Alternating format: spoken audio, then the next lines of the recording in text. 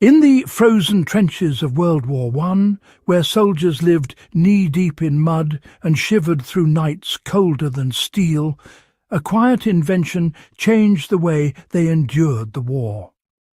It wasn't a new rifle or a piece of armour.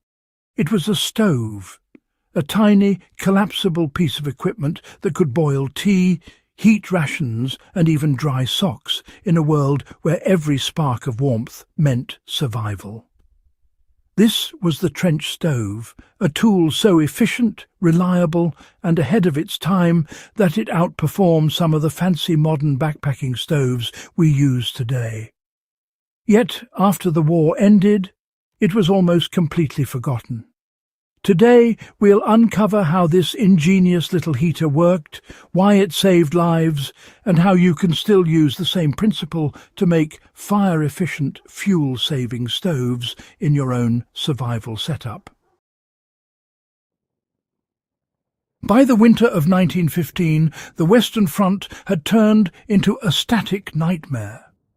Troops were trapped in trenches that flooded with freezing water, surrounded by mud so thick that even the simplest task became a battle. Hypothermia, trench foot and hunger became just as deadly as artillery. Fire was rare, smoke gave away positions, and wood was soaked beyond use. But soldiers still needed heat, even for a few minutes, to brew tea, cook tinned meat, or dry their uniforms before the next attack. This brutal necessity drove an explosion of field innovation. Soldiers and engineers alike began crafting portable stoves from whatever they could find: tin cans, shell casings, food tins, and even discarded ration boxes. Out of this chaos came one of the most ingenious survival tools of the entire war: the trench stove. The genius of the World War I survival stove lay in its simplicity.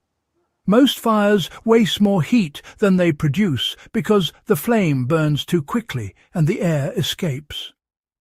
Soldiers learned that if they could control the airflow by feeding oxygen from the bottom and letting heat circulate through a narrow chamber, they could get a steady flame that required far less fuel.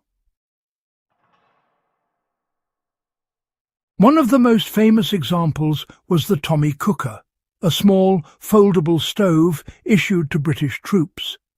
It used solidified alcohol fuel and a simple metal frame to concentrate heat on a single point, enough to boil water in just a few minutes.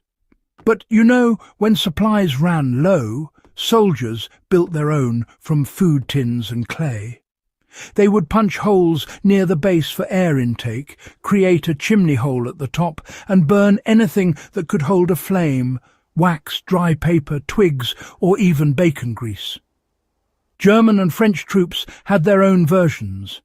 The Germans called theirs Esbit, or solid fuel stoves, a concept so effective it's still used by NATO forces today.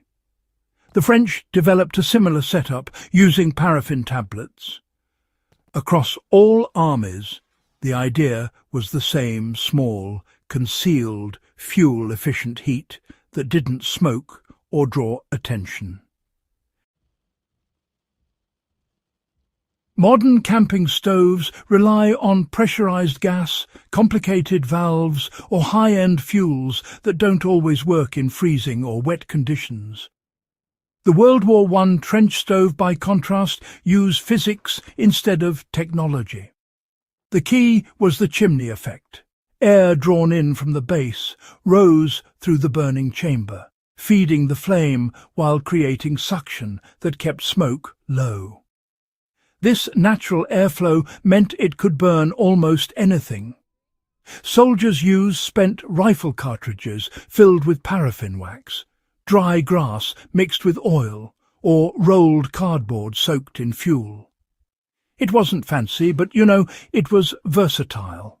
The design was so efficient that a handful of twigs could heat an entire mess tin of stew. In some cases, soldiers even modified old ration tins into double-walled versions, the early ancestors of what we now call rocket stoves, a design still considered one of the most efficient in the world. Because of its low smoke output, the trench stove was safer to use under cover. British snipers and signal units often used them at night to warm rations without giving away their position. It was quiet, clean-burning, and light enough to carry in a bread bag. This World War I survival principle isn't just a historical curiosity. It's a lesson in resourcefulness, if you will. You can still build a stove based on the same design today with, well, almost no tools at all. Start with 2 metal cans, one slightly smaller than the other. The outer can, you see, becomes the body, and the inner can acts as the burn chamber. Punch several small holes around the base of the outer can for air intake, and 1 or 2 larger ones on the upper rim for exhaust. Then, insert the smaller can, fill it with a compact fuel source, dry twigs, wax paper, or even a mix of candle wax and sawdust, and light it from the bottom. Within a minute, you'll notice the same efficient draft that World War I soldiers depended on. A clean, hot flame that concentrates upward instead of spreading outward. Quite ingenious, isn't it? Now, this simple design, often called a hobo stove or tin stove after the war, remains a favourite among survivalists and preppers because, well, it requires no commercial fuel. In fact, some field survival instructors still teach the Tommy Cooker principle. That fire control is more important than firepower, you see. The goal isn't to make a big flame, it's to make a smart one. Fascinating, really, how these old principles continue to find relevance today. If you're ever caught without a modern stove, knowing this technique could mean the difference between hypothermia and a hot meal. It's efficient, reusable, and works in rain, wind, or snow with minimal smoke. After the war, the trench stove faded into obscurity as mass production of liquid fuel and pressurized stoves took over.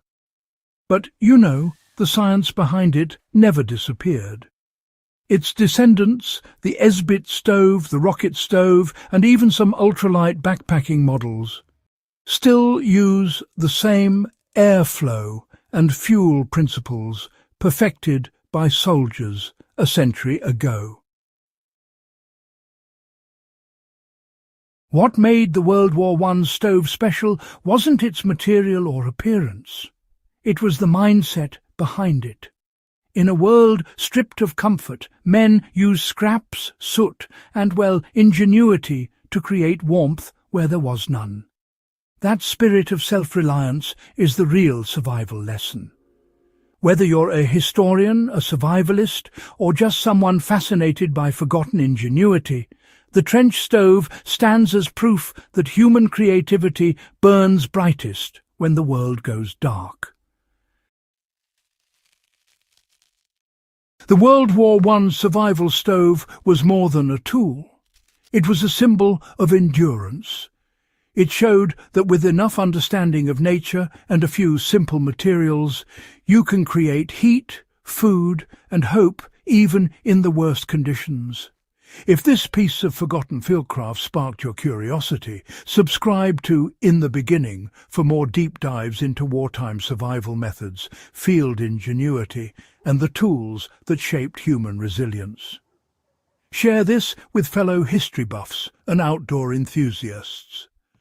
Because, honestly, the lessons that kept soldiers alive in the mud of the Great War still matter for anyone who values skill over gear.